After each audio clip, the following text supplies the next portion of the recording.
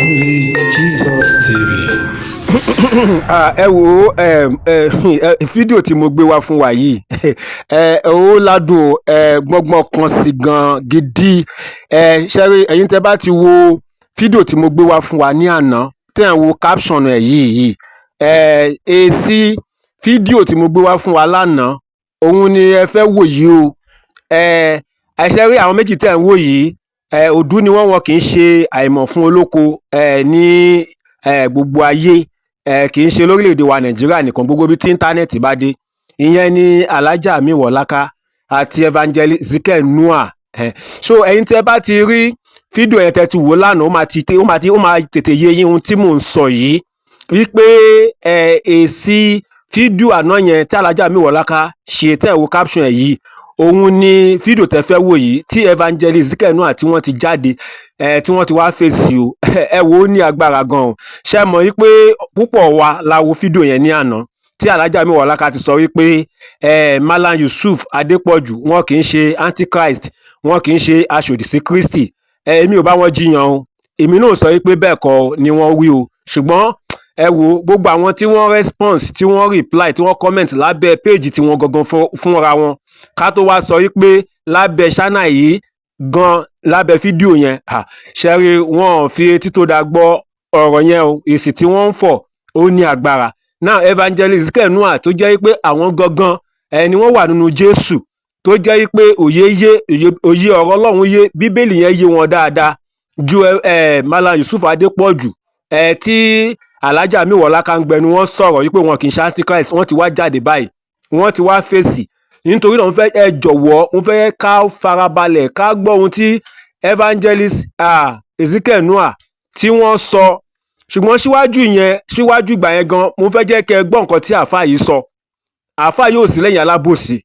Tẹ́ bá gbọ́ ohun tí àáfàá yìí sọ ẹ máa wò pé ṣé àáfàá dẹ̀lẹ́ni yìí lóòtítọ́ àti lódodo. Àáfàá yìí sọ òtítọ́ o nípa Mallam Yusuf pẹ̀lú àwọn nǹkan tí wọ́n pè mọ́ Jésù lára tí ò dẹ̀ rí bẹ́ẹ̀, tí Alhaja Mewolaka tí wọ́n ń ṣe kíni tí àwọn dúró tán fún Mallam Yusuf wípé rárá wípé wọn ò bú Jésù. So ẹ jẹ́ fídíò sílẹ̀ fún yín kẹ́ wá wò, ẹ ṣáà wá nǹkan fìdílé tàbí kẹ́ fìdílé nǹkan, ẹ pe àwọn ènìyàn súnmọ́ tòsí, ẹ bá mi share ẹ̀, mo fi Ọlọ́run bẹ̀ wá. Ká kọ́kọ́ gbọ́ ohun tí àfáà yẹn sọ, ká wá gbọ́ nǹkan tí evangelist Noah tí wọ́n fi dá Alhaja Mewolaka lóhùn lórí fídíò tí wọ́n gbé wá ní àná. Ẹ ṣé, mò ń padà bọ̀ ná. Àbòsí apá kan àwọn mùsùlùmí ti pọ̀ jù, kò dé dá, kò yẹ ká máa ṣàbòsí. Ọlọ́run gan ló ń ṣàbòsí léèwọ̀ fún ẹ̀mí ara wọn, òun á ṣe léèwọ̀ fún gbogbo wa náà. So mo sọ̀rọ̀ nípa Mallam Yusuf Adépọ̀jù, àwọn èèyàn comment, ẹlòmíì ń pè mí tí òye tó ń sọ. So bọ ẹ jẹ́ ká gbọ́ tí Mallam sọ náà ká lè ráyè ṣàlàyé fún wa, ẹ jẹ́ ká gbọ́. Nígbà náà ni Jésù wọnú oko àgbàdo alágbàdo. Ó jalè ńbẹ̀ yẹn, wàláhì ó jalè. Ẹ̀yin bàbá mi, ẹ̀yin ìyá mi, sọ́lọ́run a máa jalè. Luke chapter 6:1, Jésù wọnú oko àgbàdo alágbàdo. Bíbélì tí mo mú dání, bíbélì tí àwọn Kristẹni kọ sí èdè Lárúbáwá ni. Ó ti lé 4 years tó ti wà lọ́wọ́ mi. So èmi yìí sọ̀rọ̀ ọgbọ́n orí, ọ̀rọ̀ tó lákọọ́lẹ̀ ni. Mallam ní ká lọ lè wo Luke chapter 6:1. Ẹ jẹ́ ká wá ka ti Lárúbáwá fún àwa ẹ̀yin àfáà wa. Náà ẹ mọ́ gbọ́ o. Wọ́n ní wa fi sabti thani ba'da al-awwal. Wọ́n ní ọjọ́ sátidé ẹlẹ́kejì yàtọ̀ sí sátidé tó ti kọ́kọ́ lọ, à ń bọ̀rọ̀ bọ̀ ni. Àwọn ní ijtasa bayna al-saru'i. Wọ́n wá rìn lọ nínú ọgbà oko kan, wọ́n rìn ṣẹ́gbọ́.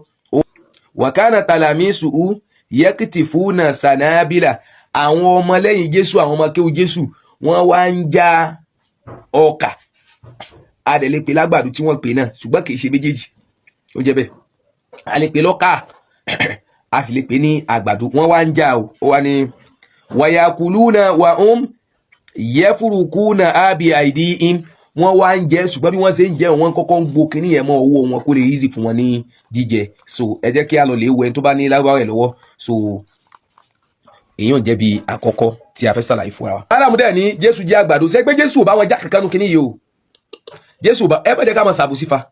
Àbòsí eléyìn fa. Jésù ò já kankan o. Ẹ jẹ́ ká wá lọ sínú ẹ̀yin bàbá wa, ẹ̀yin àwa tẹ́ ẹ jẹ́ Yorùbá. Wọ́n ní ká lọ sí Lúùkù orí 9 ẹsẹ̀ 1. Ó sì ṣe ní ọjọ́ ìsinmi kejì lẹ́yìn tí èkíní,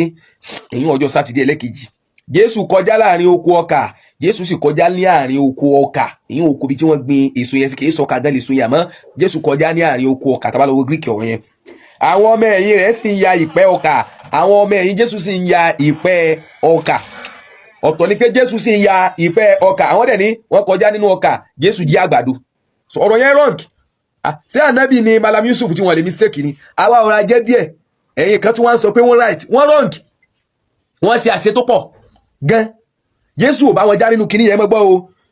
àwọn ọmọ ẹ̀yìn rẹ̀ sì ń ya ìpẹ́ ọkà wọ́n ń fi ọwọ́ ra á jẹ wọ́n sì ń fi ọwọ́ ra kinní tí wọ́n ń ya yẹn wọ́n fi ń jẹ èso kan ní kéé tó sọ kàkí sàgbàdo gan ṣàtìrí ní bíbélì Yorùbá sẹ́ẹ̀rí bá ń pè èmi ẹ̀ ṣe kinní ìbá tí látàlẹ́ àná àmọ́ ó bọ́ọ̀dì mi wíkì díẹ̀ so náà tó bá kó mẹ́ ẹ jẹ́ ká tó lọ sínú ti English fún ẹ̀yin brother wa and sister wa ẹ jẹ́ ká lọ sínú ti English Luke chapter 6 verse 1 Luke chapter 6 verse 1 kí la fẹ́ máa ṣàbùsí sí ẹ jẹ́ ká fàbùsí lẹ̀ ẹlòmíì tún kọ́ fáwọn pé àníwọ̀n mistake àti wà ń bẹ̀ kíní kan so ṣé ẹlòmíì ṣé kí n tó lè jáde kí n tó lè sọ sọmọ ẹ ọmọdé lẹlòmíì pè mí ọmọdé kọ́ ni mí náà tó o bá jẹ́ ọmọ 100 years èmi ti rìn ọgọ́rùn-ún ọjọ́ mi sì ṣe déédéé ọjọ́ orí tiẹ̀ ní òkè òkè rẹ̀ sí tó lè fi tàn mí yẹ ní tí bá ti sọ èmi máa ń ní lọ́wọ́ ni so ọmọ gbọ́ wọ́n ní now ní Luke chapter 6 verse 1 now it happened on the second Sabbath ìyẹn Saturday after the first that he went through the grain fields and his disciples plucked the heads of grain and ate them rubbing them in their hands. Ẹ dákun ibo wa ni Jésù ti jí àgbàdo ibo ni Jésù ti fọwọ́ kan ewé yẹn gan kò sí náà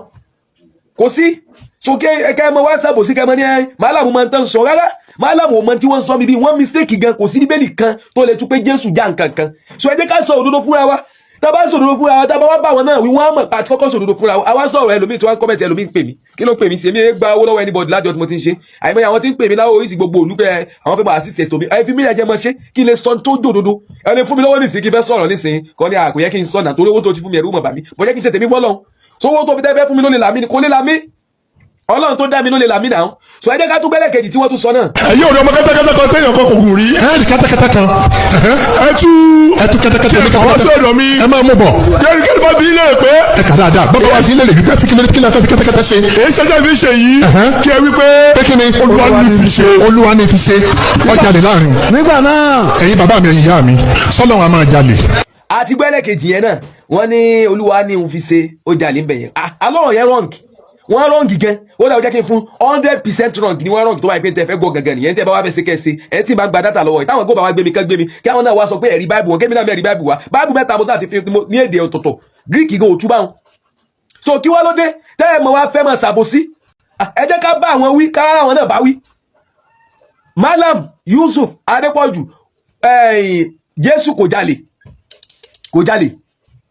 tí ó bá lópin ìgbà tó ti fi Olúwa ní òun fi ṣe sí nígbà tẹ́ ti gbọ́ Olúwa ní òun fi ṣe kò sọ̀rọ̀ mọ́ lórí ẹ̀ nígbà tá Ànábì wa sọ̀rọ̀ nígbà tí ó yí àwọn tí wọ́n ń tú Àlùkùránì tiwa náà nígbà kan lọ́hùn wọn là Ànábì gba ìyàwó ọmọ ọ̀dọ̀ rẹ̀ which means òun náà lọ́lọ́ ló fẹ́ fóun ṣé which means bẹ́ẹ̀ ṣe túrísì káwọn náà wá tú fún yín pé Ànábì gba ìyàwó ọmọ ìyá rẹ̀ àbí gbà tọ́lọ́ sọ fún Ànábì inú Suratu Tawbah pé bismillahir rahmanir rahim khudh min amwalihim gba nínú owó wọn sọ̀dákọ̀ tá kó máa jẹ́ sára fáwọn èèyàn tí ń bẹ ní kí ààrẹ tí wọ́n ní káwọn kódà Ànábì tó ń gba owó lọ́wọ́ wọn ní agídí ń gba owó lọ́wọ́ kọ̀máàdì Ọlọ́run ẹ̀ kọ̀máàdì ẹ̀ ẹ jẹ́ káwọn lè ní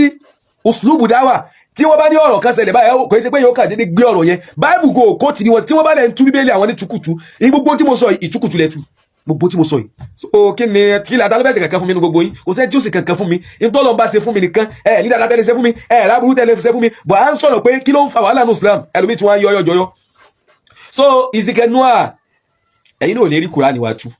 sì lè rí àhàdíìsì wa tú báwa náà sì lè rí bíbélì yín tú bọ̀ èmi lọ́ ń pa ẹ̀ mo sì mọ̀ ṣe polisi mẹ́ta mo kó jáde òpin tẹ́ẹ̀tù ẹ̀tù yóò bá English èmi ti tún tún Arabic so tí mo dẹ̀ ní èsì wọ́n ní so ẹ dákun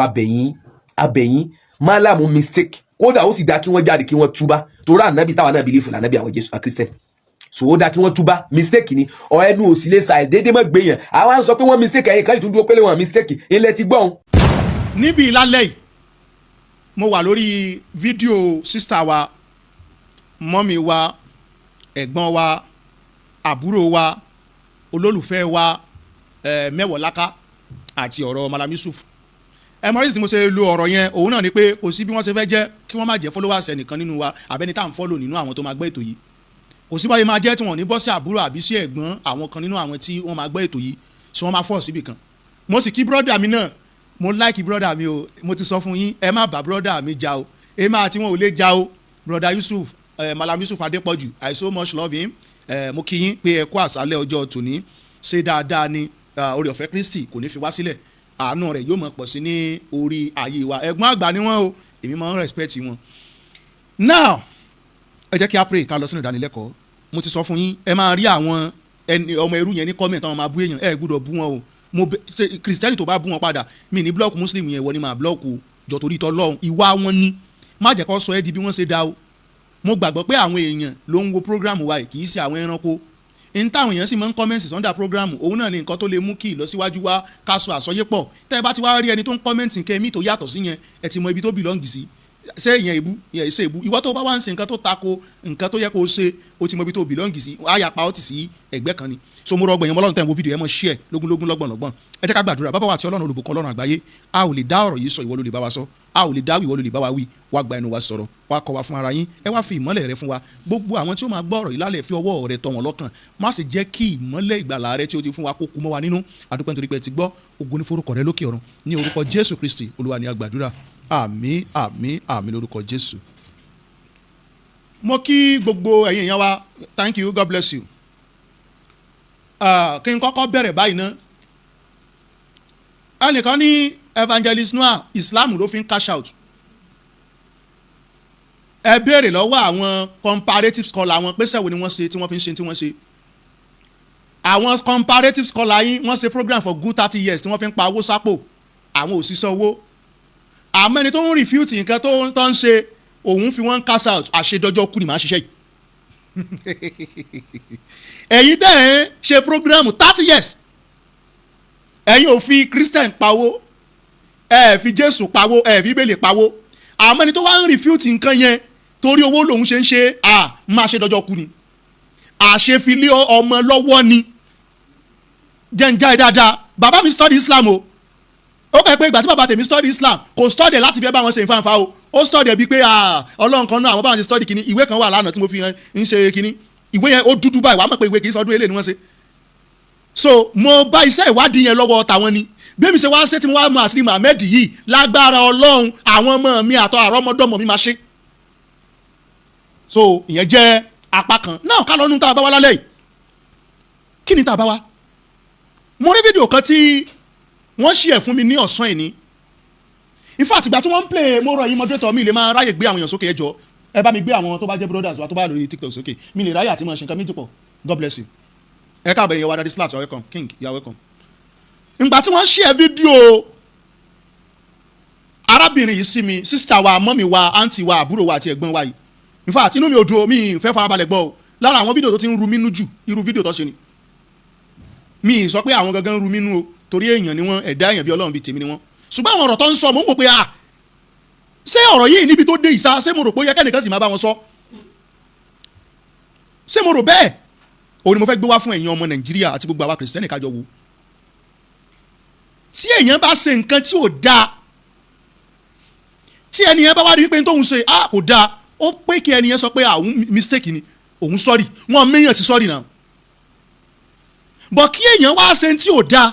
kó wá dúró pé tóun ṣe yẹn ló dáa kí ẹ̀yin kan wá wà kẹ́ wá sọ pé ẹ̀ ń support irú ẹni yẹn pé n tó ṣe yẹn wà okay ó tako là ń káyè. ní ọdún bíi mélòó sẹ́yìn Mallam Yusuf Adépọ̀jù ó pe Jésù ní olè ẹ wo nǹkan kan ni mò ń sọ o ẹ má jí mi gbé mi ìdárúkọ anybody kó fẹ́ jí mi gbé o bẹ́ẹ̀ má jí mi gbé ẹ kàn sùn mi sí kóòtù pé ẹ ní kéèsì pẹ̀lú mi. ìyìn tí penal code sọ lórí ọ̀rọ̀ ká ṣe comparative àti ibi tó ti gbé límìtì sí bí Mallam ṣe contradict àwọn límìtì yẹn tí wọ́n tayọ ẹnu àlà ó wà nínú dọ́kúmẹ́ǹtì mi. ìyìn tí criminal code náà sọ nínú Nigeria constitution mo ní lọ́wọ́.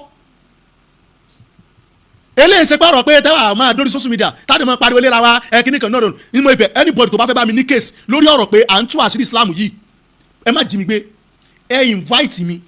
tó bá invite mi sí lọ́rin mi ní wá fact mo ń sọ fún ẹ máa sọ fún lẹ́tà mi kó lọ́ọ̀yà mi kó dá kíní padà ní ibẹ̀ yẹn bí n sọmọ bẹ̀ tó bá bá mi ní case máa bá mi nílùú mi ni ẹ invite mi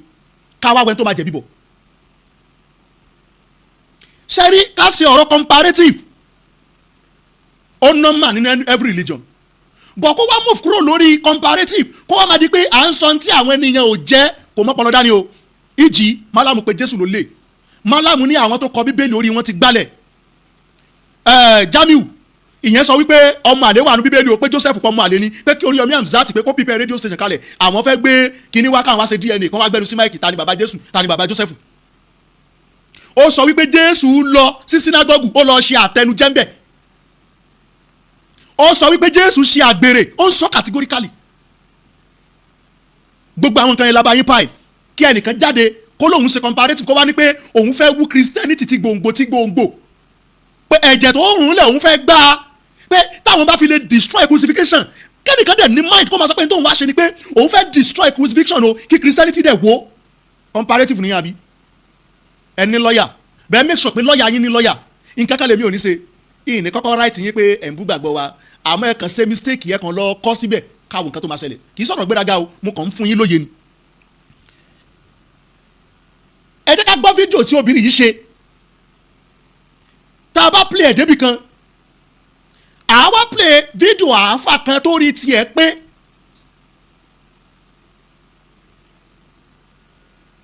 praise God ẹnìkan wọn bá mi comment section ó ní be careful Yusuf did not have kinní kan kí ló kàn mí ká wá wo ẹni tí ń parọ́ àti pé tí Mallam sọ sẹ́ńtì bíbélì yìí wá wí ló sọ ni sẹ́ńtì bíbélì yìí wá sọ ló kà ní káwájọ gbọ́ engineer fídíò Mallam yẹn ẹ kọ́kọ́ gbé wá sí quick play náà kọ́kọ́ play sétí àwọn èèyàn tó ń gbọ́ wá lé kẹ́ ẹ ṣe sùúrù mo fẹ́ kẹ́ ẹ gbọ́ ṣé cut and join ní fídíò eléyìí ni àbí ó dì í sọ ìyẹn ní kọ́kọ́ ẹ wá ìgbà tó ń sọ yẹn kí ni reaction àwọn tó wà ń bẹ̀ ìgbà tó ń sọ yẹn ṣó ń sọ ní sọ wípé wọ́n kọ́ tó fẹ́ fi tàbùkù bá Jésù ẹ bá ń play ẹ quick play ẹ kàn tẹ quick play. John chapter 11 verse 35 the Bible says Jesus wept Jésù sọkún. nígbà náà ni Jésù wọnú oko àgbàdo alágbàdo. ọjà lè ń bẹ̀ yẹn wàláhì ọjà lè. Jésù wípé ọjà lè láàrin yẹn. ẹ lọ sí ìletò tó lójú kọ yín. ẹ̀yin ò rí ọmọ kẹ́tẹ́kẹ́tẹ́ kan téèyàn kan kò gùn rí. ẹ rí kẹ́tẹ́kẹ́tẹ́ kan. ẹ tú kẹ́tẹ́kẹ́tẹ́ kan. àwọn sọ̀dọ̀ mi. ẹ máa mú bọ̀. yẹ́nì kí ló bá bí ilé pé. ẹ kà dáadáa bọ́kọ̀ wá sí ilé lè wípé fi kílẹ̀ fi kẹ́tẹ́kẹ́tẹ́ ṣe. èyí ṣẹ́jẹ́ fi ṣe yìí. kí ẹ wípé. pé kí ni Olúwa ní fi ṣe ọjà lè láàrin. nígbà náà. ẹ̀yin bàbá mi ẹ̀yin ìyá mi sọ́lọ́ wa máa jalè. Luke chapter 6 verse 1 Jésù wọnú oko àgbàdo alágbàdo ó ti tó ọlọ́mọ ṣe wá lólè ọlọ́mọ ṣe wá lólè. ẹgbẹ́ kú o post video man ṣe rí i pé ọ̀rọ̀ yẹn clear wọn kò sí cut and join nínú ẹ̀ ẹ̀yọ́ di òkìní kò tẹlifíṣàn yẹn kò sí cut and join nínú fídíò yìí òun àti kí lórúkọ máa yìí akápò lọ́jọ́ ń ṣe debate lọ́dún náà lọ́ọ́ tí mi bá ṣe mistake ìyí tó dẹ̀ fẹ́ ṣe ni pé ó fẹ́ refute ìjẹ́ Ọlọ́run Jésù ìgbà tó sọ gan ó ní ó jalè ńbẹ ẹ wo bọ́sẹ̀ kábẹ́lì yẹn sẹ́ẹ̀tì open bible kìíní kalẹ̀ ó ní nígbà náà ni Jésù wọ inú oko àgbàdo alágbàdo lọ ó jalè ńbẹ yẹn òun sì dàpọ̀ ó jalè ńbẹ yẹn wàláhì ó jalè láàrin yẹn Mallam sọ lọ́jọ́ náà Luke chapter 6 verse 1 Mallam sọ lọ́jọ́ náà wípé àwọn kírísítẹ́nì kọ́ pé Jésù jalè o Mallam sọ lọ́jọ́ náà wípé wọ́n fi tàbùkù Jésù ni o òun lo as evidence ipò òun fẹ́ fi tàbùkù Jésù ni kì í ṣe pé Bíbélì tàbùkù Jésù because nínú Bíbélì yẹn ẹ ò lè gbọ́ pé Jésù wọnú oko àgbàdo alágbàdo lọ ẹ lè gbọ́ kí wọ́n sọ pé nígbà náà ni Jésù wọnú oko àgbàdo alágbàdo lọ láyé ẹ sì lè rí pé Jésù fọwọ́ kan àgbàdo kan ṣètò wá rí one of the reasons tó yẹ pé mùsùlùmí ó jẹ̀bi bọ̀ lórí intense yìí ó ní wípé in tí àwọn àpòstélì ń fọwọ́ ra jẹ́njọ́ náà kì í ṣàgbàdo ẹnjìnà ṣe ti open ẹ Luke 6 verse 1 ẹ bá ń gbé wa ẹ já gbọ́ ó ní ọjọ́ ìsinmi kejì Jésù ń kọjá lọ láàrin oko ọkà àwọn ọmọ ẹ̀yìn rẹ̀ sì ń fi ọwọ́ ra ìpẹ́ ọkà wọ́n sì ń jẹ ẹ́ níbí báyìí ǹjẹ́ ibi tí wọ́n kọ sí pé nígbà náà ni Jésù wọnú oko àgbàdo alágbàdo lọ ṣé tí wọ́n kọ síbi nù ẹnjìníà ẹgbẹ́ kú o kí ni picture grain tí mo ní kẹ́ bá ń gbé wálẹ̀ kan ẹgbẹ́ sójú screen káwọn èèyàn rí tí àwọn àpòstélì ń jẹ in tí àwọn àpòstélì ń fọwọ́ ra jẹ lẹ́ ń wò lójú screen àwọn sì lágbàdo ó yá presentation ọ̀rọ̀ yìí kọ́kọ́ fi mọ̀ pé ẹ intentionally ka ẹsẹ̀ Bíbélì yẹn ní ọ̀nà òdì láti bà Bíbélì jẹ́ ni kí ni yẹn dàbí wíìtì báyìí bí wọ́n gbà tó bá gbé wíìtì abẹ́yẹ̀ tẹ́ bá mọ bí rice ṣe máa ní àbí ọkà bàbà kì í ṣàgbàdo evangelist wa welcome man of purpose daddy joe you are welcome daddy alim thank you so kì í ṣe àgbàdo kí ni yẹn dàbí mẹ́sìn náà ń wò lójú sí ẹ̀yẹ wa o Mallam sì máa ka tiẹ̀ ó nígbà náà ni Jésù wọnú oko àgbàdo alágbàdo lọ ìyẹn fi hàn wípé ìkàkùkà lọ́kọ́ kà ẹgbẹ́ kú ok ǹjẹ́ nínú Bíbélì nínú òfin àwọn Júù sọ lẹ́tọ̀ọ́ pé Júù lè wọnú oko ẹnìkejì rẹ̀ láti jẹun ẹ má gbàgbé níbẹ̀ yẹn àwọn ọmọ ẹ̀yìn Jésù ni wọ́n fi ọwọ́ ra Jésù ò tiẹ̀ fọwọ́ kan kankan àmọ́ nígbà tí Mallam sọ ó ní Jésù ló jalè ẹ̀yẹ yẹn wá bíbélì tó sọ pé Jésù jí òkú dìde ó lajú afọ́jú ó máa ọlọ́run tó claim Ọlọ́run bíbélì yẹn ni ò wá rí oríkì èmi tó fẹ́ fún Jésù mọ́ tó jẹ́ pé olè ló máa pé gbé ọwọ́ ẹ lórí ìṣẹ̀dá ẹ báyìí àwọn kan ti mọ prayer yẹn fi ọwọ́ ẹ lù báyìí fi ọwọ́ ẹ lù báyìí fi kàn tọ́ ọmọ ẹ tó bá lẹ́gbẹ̀ẹ́ lórúkọ Jésù ọpọlọ mi ò ní lọ sọ bẹ́ẹ̀. bíbélì tó akínlẹ̀ pé Jésù Ọlọ́run ni ó jókòó dìde ó lajú afọ́jú ó mọ ọlọ́run ó jí lọ́jọ́ kẹta ó dáríjì ẹ̀ṣẹ̀ èèyàn bíbélì yẹn ò wá ní oríkì èmi tó fẹ́ fún Jésù mọ́ ó lè ní ó wà fún un àní lọ́ọ̀yà yín ẹ jẹ́ kó ní lọ́ọ̀yà kóun náà wá ní sàn ẹ rò pé ìtẹ́ ń bá wọn kan fà ní. ẹnjìníà Deuteronomy 23:25 ẹja gbọ́ sí òfin àwọn Júù fọwọ́ sí àbí olè ni wọ́n já 25 ẹ sì kẹ́wọ́dì ká ẹ ṣe. ó ní bí ìwọ bá wọ inú oko ọkà aládùúgbò rẹ ó lè fi ọwọ́ rẹ ya sí rí rẹ̀ ṣùgbọ́n o kò gbọ́dọ̀ fi dòjé bọ ọkà tí ó dúró ó lè fi ọwọ́ ra ya jẹ àmọ́ kókó wá yọ dòjé tí kò máa rẹ no. Prophet Makanjola, you are welcome, sir. God bless you, sir. So, bíbélì takò pátápátá wípé ọ̀rọ̀ tí Mallam sọ pé àwọn ọmọ ẹ̀yìn Jésù jalè Jésù kan lọ́tọ̀ ló jalè bíbélì sọ pé irọ́ ló ń pa torí pé òfin àwọn Júù ó fi àyè sí. Engineer, àdìsí kan wà ní ojú screen yín bẹ̀ yẹn torí pé ṣẹ́ni tó bá fẹ́ bá ẹjọ́ lèèyàn máa kọ́kọ́ kéèyàn tó kọjá o ẹjọ́ lèèyàn máa tó kọ́kọ́ kéèyàn tó kọjá mo fẹ́ jẹ́ kẹ́ ẹ bá mi gbé àdìsí kan wá àdìsí yẹn nǹkan tó wà lórí ẹ̀ chapter one who pass by the livestock òun ló wà mẹ́ẹ̀ one who pass by the kini livestock ẹ máa rí lórí ẹ̀bá wọ́sàn ló wà Sunan Ibn Majah hadith 2298 bí a kì í mọ ká lọ́kẹ́ tó rí ṣẹ́tìrì ẹ ṣe ẹ kọ́kọ́ wo tọ́pìkì hadith yìí náà hadith yẹn chapter 67 ó ní chapter one who pass by livestock or some people or a garden can he take from something can he take something from ẹ wá jẹ́ ká gbé sókè ẹ jẹ́ ká àdìsí yẹn káwọn tó wà mẹ́ yà àdìsí wọn sálẹ̀ chapter orí ẹ̀ nìyẹn òun máa ń ní àwọn sọ́ọ̀bù àbí kí ni wọ́n ti ń pè kíní. now Sunan Ibn Majah hadith 2298 Mallam àti gbogbo ẹ̀yin mùsùlùmí tẹ́ fẹ́ defend wọn okay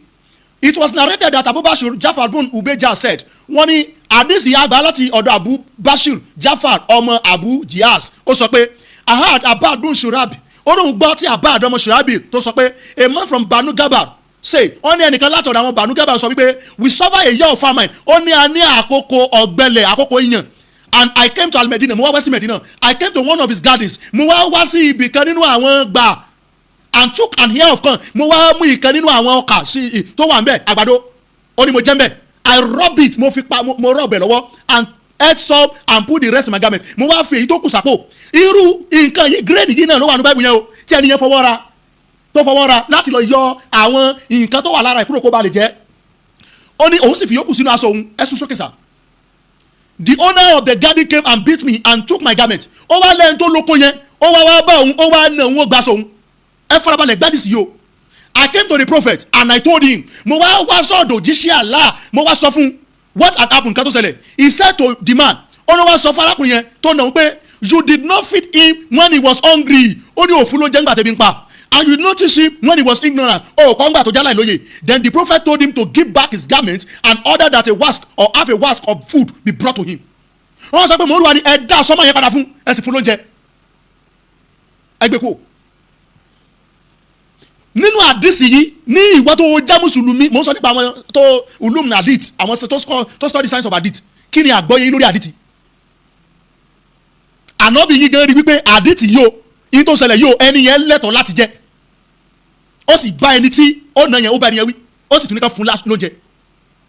kò sí yẹn nìkan ànábì pẹ̀lú àwọn sọ̀hábà ń travel lọ́jọ́ kan wọ́n rí ẹran ẹlẹ́ran àwọn sọ̀hábà pàjẹ́ ànábì ní àálà ló ṣe lẹ́tọ̀ọ́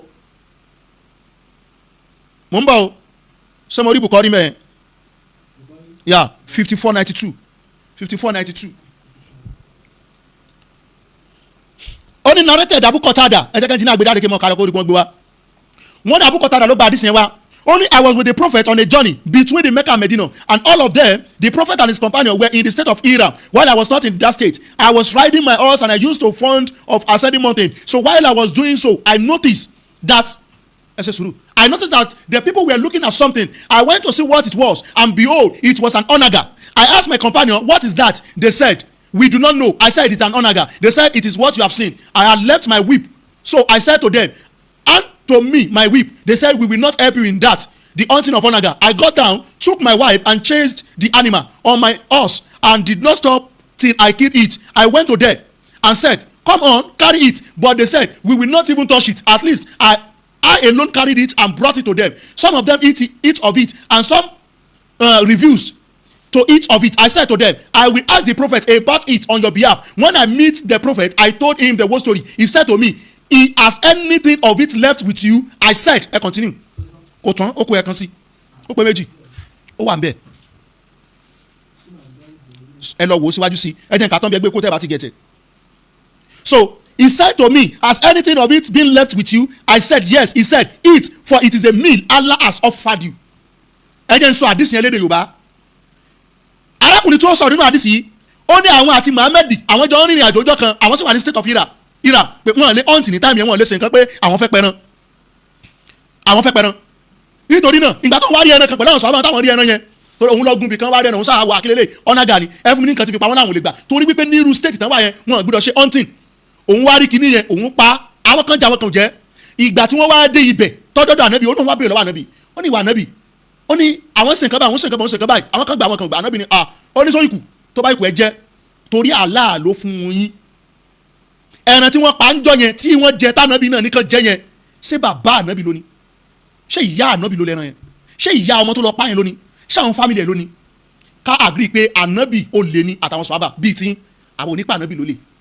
àwọn oníbàáyé pè ló lè bọ̀ tá a bá gbé standard tẹ́ ẹ gbé wá yẹn tá a gbé wá sórí ọ̀rọ̀ nǹkan tó wà nù wé yín á pa ànábì ló lè o ẹ wá já gbọ́dọ̀ tí wọ́n máa ń sọ tó fẹ́ máa defend tó ṣe defend ẹ play. asalaamualeykum wa rahmatulahi wa barakatuh. nǹkan tí mo fẹ́ sọ yìí. ẹ pọ̀ sẹ̀. mo fẹ́ sọ. ẹ jọ live yìí mo expect pé níbi tá a wò dé ó yẹ ká ti ní bí 500 share ó yẹ ká ti ní 500 share bá a ṣe wáyé lórí Facebook God bless you àwọn 5 something là ń wo so ó yẹ ká ti ní 500 share even tẹ́yìn kankan bá share ó yá. nítorí ọjọ́ tó máa kù èmi nìkan àti ẹ̀yin nínú sàárè tí gbogbo ẹbí àti ará tí wọ́n á lọlé tákù àwọn ọ̀rọ̀ tí mò ń sọ yìí àti iṣẹ́ ọwọ́ mi tí màá dẹ́ kéré ẹ̀ níwájú Ọlọ́run ọba ó máa sọ̀rọ̀ díẹ̀ because opinions are the fault ṣùgbọ́n mo gbọ́dọ̀ ṣe nítorí tí mi ìbá tún ṣe àbòsí ni. product academy ni ọ̀pọ̀lọpọ̀ nígbà tó ṣe marriage ló di mùsùlùmí rárá mo sì dún mùsùlùmí for over 4 years kí n tiẹ̀ tó pàdé ọkọ mi rárá tí Ọlọ́run bá dẹ̀ fẹ́ fún èèyàn ní ládá wípé ọmọdé ìdí mùsùlùmí akádìpọ̀ lọ́lọ́run ó fún because I was one of the students and I'm still one of the students ẹ̀dẹ̀ wá gbọ́ mi dáadáa kò sí ẹ̀dá Ọlọ́run alààyè tí a bí tàbí tí a dá tó máa dúró níwájú mi tó máa insult Christianity religion tá a tún jọ rẹ̀ mi mọ́ láyé because. Praise God fún ẹ̀yin tí ẹ bá mọ géèmù tí obìnrin fẹ́ play inú ọ̀rọ̀ tó fẹ́ sọ yìí ìtàn pè ní gaslighting nìyẹn o àwọn ẹlòmíì máa ń lo emotional blackmailing but òun fẹ́ gaslight ni wọ́n máa gbé yín sórí àga tí ò lẹ́sẹ̀ ńlẹ̀ wọ́n máa jẹ́ kẹ́ believe pé in fact àwa gan-an la ṣe fídíò kan wà engineer ẹ̀rọ mi létí ká sọ̀rọ̀ lórí fídíò yẹn lọ́la ibi tí àwọn nífẹ̀ẹ́ Jésù àwọn nífẹ̀ẹ́ kínní lára àwọn tó wà nípa ìṣèjọba bí wọ́n ṣe ń pa Christian nípa kópa nínú tí wọ́n deny àwọn right wọn kan tí màá yẹn converse láwọn tó tẹ̀lé deny màá mú wá ẹ lè understand pé most àwọn ọ̀rọ̀ tó máa ń sọ yìí gaslighting ni wọ́n máa jẹ́ kẹ́ ẹ fìlì bíi pé àwa tá à ń expose wọn yẹn lèèyàn burúkú wọ́n máa jẹ́ kẹ́ ẹ fìlì pé ẹni yẹn tó sọ yẹn ló right gaslighting ẹ má fọ́ fún o ẹ bá ń play. Insulting Christians means you are insulting my brothers, my sister, my father and my mother. mi ò lè wà ní abẹ́ akádìpù kí n máa gbọ́ ọ̀rọ̀ kí n wá máa gbọ́ kó máa insult Jésù Kristi kí n wá sọ wípé ọjọ́ pé máa gba Islam lọ́wọ́ ẹ̀ rárá. Gbogbo àwọn fídíò tó ń cut and join tí wọ́n fi ń hàn èmi wà lábẹ́ preaching yẹn.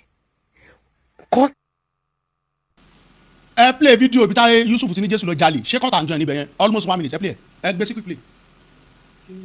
fídíò ibi tí Yusuf ti ní Jésù lọ jí àgbàdo olóko dá ní àwọn tó ní oko táwọn kọ. because oko tó ti lọ jí èmi ò tí mọ̀ ẹ play video yẹn. John chapter 11 verse 25 the Bible says Jesus wept Jésù sọkún. nígbà náà ni Jésù wọnú oko àgbàdo alágbàdo. ọjà lè ń bẹ yẹn wàláyé ọjà lè. Jésù wípé ọjà lè láàrin ẹ yẹn. lọ sí ìletò tó dojú kọ yín ẹ̀yin ọ̀rọ̀ ọmọ kẹ́tẹ́kẹ́tẹ́ kan téèyàn kan kò gùn rí ẹ rí kẹ́tẹ́kẹ́tẹ́ kan ẹ tú kẹ́tẹ́kẹ́tẹ́ kí ẹ wá sí ọ̀dọ̀ mi ẹ máa mú bọ̀. kẹ́rì bá bí ilé pé ẹ kà dáadáa bọ́kọ̀ wá sí ilé rẹ̀ wípé kílẹ̀ fẹ́ fi kẹ́tẹ́kẹ́tẹ́ ṣe. èyí ṣẹ̀ṣẹ̀ fi ṣe yìí kí ẹ wípé pé kí ni Olúwa ní fi ṣe. Olúwa ní fi ṣe ọjà lè láàrin. nígbà náà ẹ̀yin bàbá mi ẹ̀yin ìyá mi sọ́lọ́ wa máa jalè. Luke chapter 6 verse 1 Jésù wọnú oko àgbàdo alágbàdo ó ti tó ọlọ́mọ ṣe wá lólè ọlọ́mọ ṣe wá lólè. oníwàṣẹ. àjọyìn court and join náà ogun ẹ ti jà. ṣé court and join lélẹ́yìí debate ló ń ṣe ń bẹ̀ yẹn o ẹ rí i pé táìmù wọn lo táìmù wọn tán lẹ́ni tó jẹ́ pé moderator sọ pé time up ṣé wọ́n court and join ni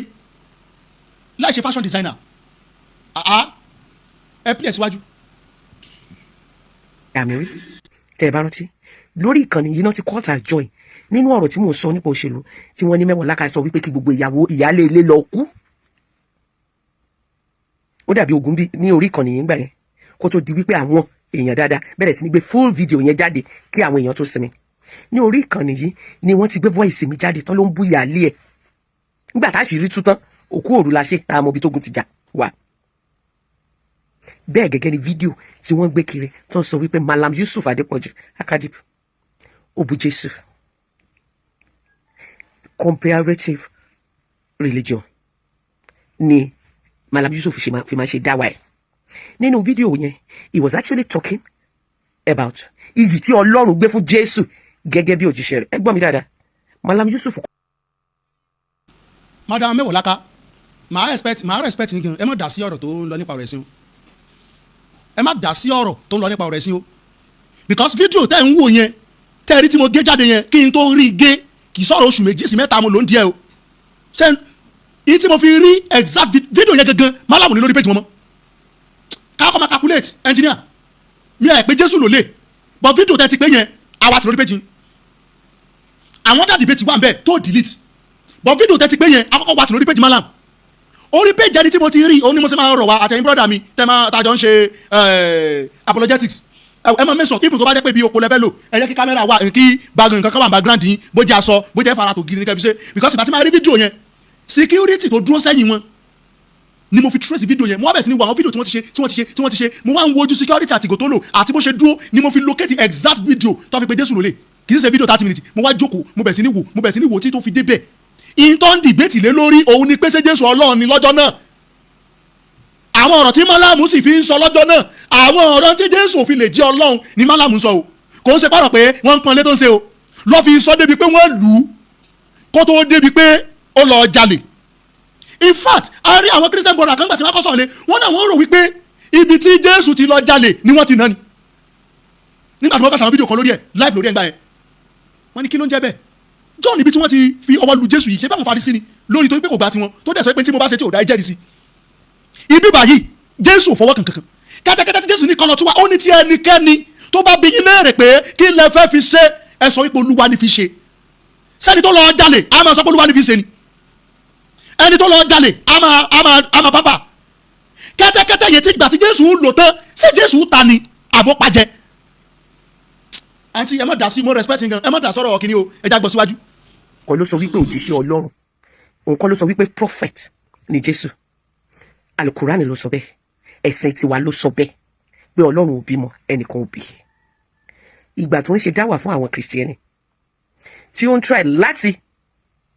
fọ àwọn mùsùlùmí mọ́ wípé mùsùlùmí tí ò bá reference Jésù Kristi tàbí any of his prophets like Moses, David, Elijah, Job wípé kì í ṣe mùsùlùmí gidi wípé àwa mùsùlùmí gan a reference Jésù a respect Jésù a bọ̀wọ̀ fún Jésù ju àwọn ọmọlẹ́yìn Kristi tí wọ́n jẹ́ Kristiẹni lọ. ẹ̀yin mùsùlùmí ò respect Jésù o ẹ respect wọn o ẹ jẹ́ n sọ fact fún yín o ẹ lè máa deny identity èèyàn kẹ́ ẹ máa sọ pé respect yẹ o ẹ note yẹn dáadáa o Abraham ò dẹ̀ kí ń ṣe Ibrahim nínú Quran Moses ò kí ń ṣe Musa nínú Quran Jésù ò ń ṣe Isa nínú Quran gbogbo àwọn biblical prophets and messenger pátá wọn ò kí ń ṣe àwọn tó wà nínú Quran o àwọn àgbélẹ̀rọ ló wà nínú Quran fact ni mo ń sọ torí pé ohun tí mo ń ṣe ìwádìí lé lórí ni súra Bákọ́rà àwọn ẹ̀rọ tó wà ń bẹ̀ lásán mi ti lọ súra Imran so kánìbọ̀dì mọ́ gaslight wa a ní ìdí yín pé kẹgbà wọn torí pé n tẹ́ ẹ kọ́ nípa wọn kò ń ṣe tí gbàgbọ́ wa sọ ẹ jí náà bá mi pílẹ̀ síwájú torí olóbi tá ń lọ. níbẹ̀ ló ti kó àti àwọn bible yẹn síta wípé because of republishing tí oníkálukú ní King James version kìíní conversion kìíní conversion there are some statements written in the Bible to portray Jesus as who is not. But how can you say a old Jesus went into the farm ó lọ ya àgbàdo a old Jesus ó lọ mú kẹ́tẹ́kẹ́tẹ́ by telling that person pé Ọlọ́run ní fi ṣe without proper negotiation wípé no. ẹ jájọ gbé sílànká yìí wọ́n ní due to àwọn different translation Bible tó wà pé wọ́n wá kọ sínú Bible pé Jésù ó lọ ya àgbàdo alágbàdo Mewolaka yọ ìgójú ẹ kúrò ka bíbélì yìí gómìnà disturb ojú èèyàn gbà mí mi ìbúyín o mo kàn ń sọ ìfẹ́ in case bóyá yòókà ǹjẹ́ yìí kanu bíbélì yẹn tán ní Jésù lọ ya àgbàdo bó tiẹ̀ fọwọ́ kẹyàn kan sẹ́rí mi ò lè búyín sàkóso fún yín mo ní sísà mi ní mọ́mì mi ní ẹ̀ẹ́dẹ̀jẹ̀ sísà fáwọn kan bí ẹjẹ́ mọ́mì fáwọn kan bẹ̀rẹ̀ tó jábúrò sáwọn kan sòkò sí ti fẹ́ fi èbúṣe lára yín ẹ yọ̀gùn yẹn ẹ ka ẹsẹ̀ bíbélì yẹn ibo ni wọ́n kọ sí pé Jésù ya àgbàdo that's one o. Number 2 ẹ̀ ń sọ lẹ́nu yín pé Jésù ní ẹ lọ sí ìletò tó bá dojúkọ yín ẹ̀yin ò rí ọmọ kẹ́tẹ́kẹ́tẹ́ ẹ tú bí ẹnikẹ́ni bá bi yín léèrè pé èéṣe tí ẹ fi ń ṣe èyí ẹ sọ wípé Olúwa ni fi ṣe ẹ jọ ẹ̀yin èèyàn wa o ọjọ́ tí Jésù ń gun kẹ́tẹ́kẹ́tẹ́ yẹn ṣé igbe olè ni wọ́n ń ké lé Jésù ni àbí igbe Hòsánà ọmọ Dáfídì jọba torí ibi tẹ́tí máa kàbùkù ní kóòtù yín nígbà tó bá dún àsìkò mo dẹ̀ mọ́ báyìí náà ní lọ torí pé ìjẹ́ ọ̀pọ̀lọpọ̀ àwọn mùsùlùmí ló máa dí tó bá gbìyànjú ẹ̀ ìjẹ́ ọ̀pọ̀lọpọ̀ mùsùlùmí ó máa dí tó bá gbìyànjú ẹ̀.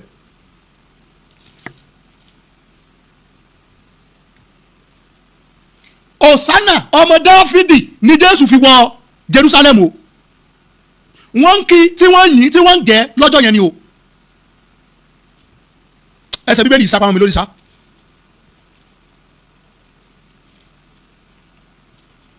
Praise God.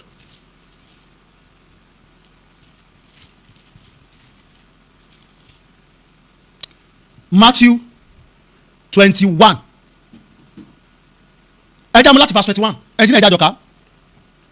Nígbà tí wọ́n sì súnmọ́ etí Jerusalem tí wọ́n dé Bẹ́fàgè ní òkè Ólífì nígbà náà ni Jésù rán àwọn ọmọ ẹ̀yìn rẹ̀ méjì lọ ó wí fún wọn pé ẹ lọ sí ìletò tó kọjú sí yín lọ́gán ẹ̀yin ó rí kẹ́tẹ́kẹ́tẹ́ kan tí a so àti ọmọ rẹ̀ pẹ̀lú ẹ tú kẹ́ ẹ sì fà wọ́n wá fún mi wá bí ẹnikẹ́ni bá wí nǹkan fún yín ẹ wí pé Olúwa ni fi ṣe lọ́gán ni yóò sì rán wọn wá. ẹ kọ́ dúró mẹ́yìn náà kílẹ̀ kó tì ẹnjìníà Matthew 21 verse 3 mú wa 21 lẹ́yìn kó tì ẹnjìníà ẹgbẹ́ sí bá sí yes ó ní bí ẹnikẹ́ni bá sì béèrè ìdí tí ẹ fi ń ṣe bẹ́ẹ̀ ẹ sáà wípé Olúwa fẹ́ lò wọ́n òun ó sì rán wọn lọ ẹgbẹ́ kúrò náà. Jésù ní bọ́bá bí yín léèrè ẹni Olúwa ni fi ṣe tẹ́ ẹ bá ti sọ̀rọ̀ yẹn yóò yàn dá ẹ̀ ǹjẹ́ ni yẹn wá yàn dá ẹ̀ àbó pé Jésù ló lè náà bá sọ pé Jésù ò sí bẹ́ẹ̀ wọ́n àwọn ọmọ yẹn ni àbí àwọn ọmọ ẹ̀yìn ẹ̀ ló pè ló lè ẹ já lọ sí verse 4. Gbogbo èyí ni a ṣe kí èyí tí a sọ láti ẹnu wòlíì wá kí ó lè ṣe pé ẹ sọ fún ọmọbìnrin Síónì pé kíyèsí ọba rẹ̀ ń bọ̀ wá sọ́dọ̀ rẹ̀ ó ní ìrẹ̀lẹ̀ ó jókòó lórí kẹ́tẹ́kẹ́tẹ́ àní ọmọ kẹ́tẹ́kẹ́tẹ́ láyọ̀ kan mọ̀ ní ìlòdù fún mi sẹ́kọ̀ọ́ ní bá fún ìjẹ́ God bless you sir ẹ ṣeun gan. now ó ní àwọn ọmọ ẹ̀yìn náà sì lọ wọ́n ṣe bí Jésù ti wí fún wọn wọ́n sì fa kẹ́tẹ́kẹ́tẹ́ náà wá àti ọmọ rẹ̀ wọ́n sì tẹ́ aṣọ wọn sí ẹ̀yìn wọn wọ́n sì gbé Jésù ká ọ̀pọ̀ ìjọ ènìyàn tẹ́ aṣọ wọn sí ọ̀nà ẹlòmíràn ṣe ẹ̀ka igi wẹ́wẹ́ wọ́n sì fún wọn sí ọ̀nà ìjọ ènìyàn sì ń lọ níwájú àti èyí tí ń tọ̀ wọ́n lẹ́yìn kígbe wípé Hòsánà fún ọmọ Dáfídì olùbùkún ni ẹni tó ń bọ̀ wá ní orúkọ Olúwa Hòsánà lókè ọ̀run. Nígbà tí Jésù dé Jerusalem gbogbo ìlú mìtìtì wípé ta ni yìí ìjọ ènìyàn sì wípé èyí ni Jésù wòólì láti Násárẹ́tì ti Gálílì wá. ẹgbẹ́ kò ẹ̀yìn yẹn wá ṣé igbe olè ni wọ́n ń tẹ̀tẹ̀lé Jésù àtàwọn ọmọ ẹ̀yìn ẹ̀ lẹ́yìn bíi àbí igbe ẹni tí wọ́n yìn. ẹ rí wípé níbẹ̀ yẹn ẹni tí wọ́n yìn ni wọ́n rí Jésù sí ẹni tí wọ́n gbéga ni wọ́n yìn Jésù sí ẹni tí wọ́n fògo fún ni wọ́n rí Jésù sí ní ibi báyìí. àmọ́ nígbà táwọn máa ka tiwọn olè làwọn rí mẹ́ ok ṣé ẹni tó ní nǹkan tó yànda ẹ̀ ló pe Jésù ló lè. ni mo ṣe béèrè pé ṣé Bíbélì tó acknowledge pé Jésù Ọlọ́run ni ó pè lólè. a jẹ́ pé táwọn bá rí ibìkan nu Quran ní àtàdísì táwọn bí ti lọ dá Abu Sufyan lọ náà tó lọ gba nǹkan ẹ̀ ó lè ní Muhammad jà tí ò sì sọ́ọ́rì lórí tí mo sọ yìí. àwọn òbú o níta ẹ̀kọ́ sínú ìwé yìí ni o wọ́n sì mú èèyàn sí pé èèyàn kàkọ́lẹ̀ o bẹ́ẹ̀ ṣe fẹ́ á dìfẹ́ǹdì ẹ̀ pé Jésù jalè ó yá báwọn ẹ̀sìn máa wẹ́ sọ wípé ànábì jalè ó yá ẹ play video máa torí ẹ pé yẹn kán gbọ́n tó sọ. àbòsí apá kan àwọn mùsùlùmí ti pọ̀ jù kó dé dá kò yẹ ká máa ṣàbòsí ọlọ́run gan ló ń ṣàbòsí léèwọ̀ fún ẹ̀mí àrùn òun wá sí léèwọ̀ fún gbogbo wa náà. So mo sọ̀rọ̀ nípa Mallam Yusuf Adépọ̀jù àwọn èèyàn comment ẹlòmíín pè mí tí òye tó ń sọ so bọ ẹ jẹ́ ká gbọ́ tí Mallam sọ náà kálẹ̀ ayé ṣàlàyé fún wa ẹ jẹ́ ká gbọ́. nígbà náà ni Jésù wọnú ọkọ̀ àgbàdo alágbàdo. ọjà lè ń bẹ̀ yẹn wàláyé ọjà lè ẹ̀yin bàbá mi ẹ̀yin ìyá mi sọ́nà wa máa jalè Luke chapter 6:1 Jésù wọnú ọkọ̀ àgbàdo alágbàdo. bíbélì tí mo mú dání bíbélì tí àwọn kìrìsìtẹ́nì kọ sí èdè Lárúbáwá ni ó ti ní 4 years tó ti wà lọ́wọ́ mi so èmi yìí sọ̀rọ̀ ọgbọ́n orí ọ̀rọ̀ tó làkọlé ni. Mallam ní ká lọ lè wo Luke chapter 6:1 ẹ jẹ́ ká wá ka ti Lárúbáwá fún àwa ẹ̀yin àfa wa náà ẹ gbọ́ wọ́n ní wàfi sábtì thani ba'da al-awwal wọ́n ní ọjọ́ sátidé ẹlẹ́kejì yàtọ̀ sí sátidé tó ti kọ́kọ́ lọ à ń bọ̀rọ̀ bọ̀ ni àwọn ni ijtasa bayna al-saru'i wọ́n wá rìn lọ nínú ọgbà oko kan wọ́n rìn ṣẹ́gbọ́ wa kana talamisuhu yaktifuna sanabila àwọn ọmọlẹ́yìn Jésù àwọn ọmọ kéwú Jésù wọ́n wá ń já ọkà adẹ̀lẹ́ pé lágbàdo tí wọ́n pè náà ṣùgbọ́n kì í ṣe méjèèjì ó jẹ́ bẹ́ẹ̀ a lè pè lọ́kà a sì lè pè ní àgbàdo wọ́n wá ń já o wá ní wayakuluna wa yafurukuna abi aidihim wọ́n wá ń jẹ ṣùgbọ́n bí wọ́n ṣe ń jẹ wọ́n kọ́kọ́ ń gbo kíní yẹn mọ́ owó wọn kó lè easy fún wọn ní jíjẹ so ẹ jẹ́ kí a lọ lè wẹ tó bá ní lágbára ẹ̀ lọ́wọ́ so èèyàn jẹ́ bí àkọ́kọ́ tí a fẹ́ ṣàlàyé fún wa. Mallam dẹ̀ ní Jésù jẹ́ àgbàdo ṣe pé Jésù ò bá wọn já kankan kíní yìí o Jésù ẹ bẹ́ẹ̀ jẹ́ ká máa ṣàbòsí fa àbòsí eléyìí fa Jésù ò já kankan ẹ jẹ́ ká wá lọ sínú ẹ̀yin bàbá wa ẹ̀yin àwọn tẹ́ ẹ jẹ́ Yorùbá wọ́n ní ká lọ sí Lúùkù orí 9 ẹsẹ̀ kínní ó sì ṣe ní ọjọ́ ìsinmi kejì lẹ́yìn tí ìkíní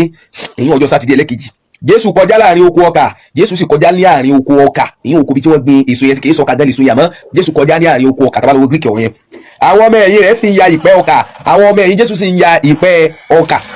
ọ̀tọ̀ ni pé Jésù sì ń ya ìpẹ́ ọkà àwọn dẹ̀ ní wọ́n kọjá nínú ọkà Jésù jí àgbàdo ọ̀rọ̀ yẹn rọ̀gì. ó di bọ̀bọ̀ yìí pé sẹ́pẹ́ èmi tí mo sọ pé ká pìlẹ̀ ọ̀rọ̀ ẹni tó rí ẹ̀ pé bí sọ pé orí ẹlòmíì ò pé o ẹ mọ́ sí mi gbọ́ o ṣẹ́ra stanley sìn ṣẹ́rí pé ó mọ tó ń sọ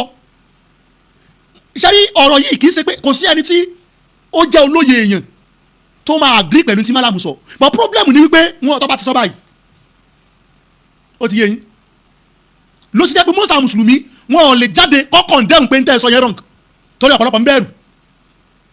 bọ̀ kò sí kẹta fẹ́ bẹ̀rù fún n ta gbé dání nìyẹn tẹ́ ẹ bá sọ pé ṣe la parọ́ mọ́ yín kò sí wàhálà bọ̀bọ̀ yẹn níbi ọ̀rọ̀ ẹ máa gbọ́ síwájú sí i o ó sọ clearly pé ìyín tẹ́ ẹ pè lágbàdo kẹ́ kì í sàgbàdo ẹ pé gbàdé mi náà ń sàlàyé kíní ẹlẹ́kan mo ní kì í ṣe àgbàdo kì í sàgbàdo grain bíi kíní báyìí ni o bíi wheat báyìí ni mo sì gbé jáde ẹ tún gbé sójú screen lẹ́ẹ̀kan sí kọ́ ní kíní picture yẹn ẹ kàn gbé sí bí before kó kàn display so that kò ní lè gbé nǹkan tá à ń ṣe kúrò. ìntí àwọn ọmọ ẹ̀yìn Jésù ń fi ọwọ́ ra jẹ́ńjọ́ yẹn rè láti píìlì èpo tó wà lára ẹ̀ kúrò kán bá lè jẹ in tó wà nínú ẹ̀ ẹ̀yìn sì ní Jésù jalè ẹ já gbọ́ continuation ọ̀rọ̀ máa yẹn ká gbọ́rọ̀ lórí pípé yẹn.